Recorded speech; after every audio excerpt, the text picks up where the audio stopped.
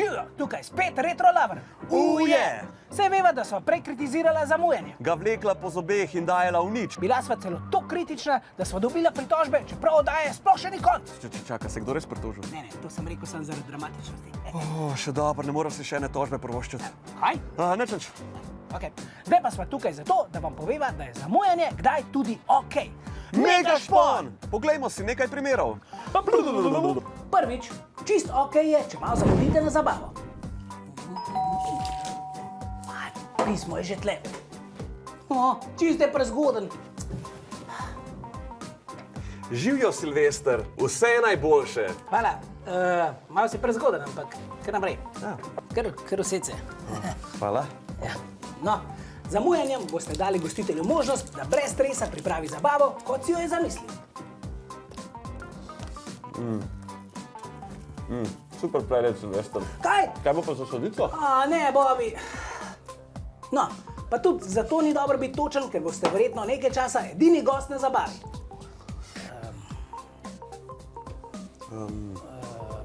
In kaj ti? Nič. Rojsten dan imam. A vidite? Cringe! Drugič, včasih ni nič narobe, če zamudimo avtobus.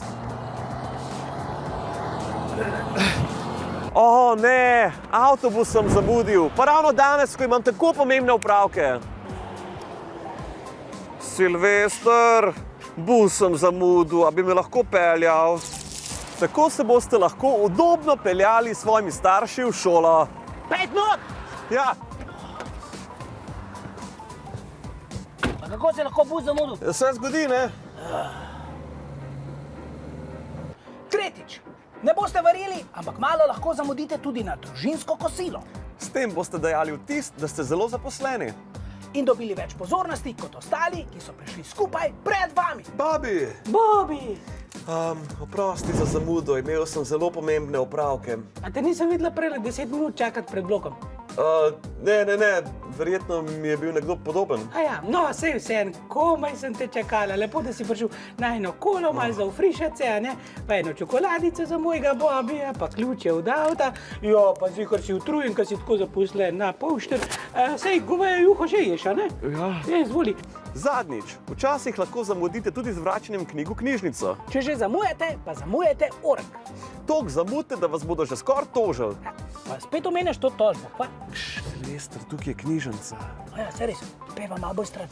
Knjižnice vsake toliko časa uvedejo knjižnično amnestijo. To pomeni, da vse pozabijo. Ne, to je amnezija. Amnestija pomeni, da lahko knjige vrnete v knjižnico, brez da bi za njih plačali zamudnino. Ker so toliko veseli, da ste knjigo sploh vrnili. Koliko ne bodo veseli?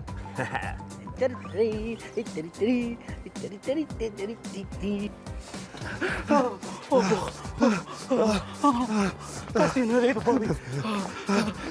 Meni niso zgledali nič veseli, očitno nimajo amnestije že nekaj časa. 10 let si imel te knjige! Bobi! Tako, zdaj veste, če že zamujate, zamujajte ob pravih trenutkih. In v stilu. Adijo!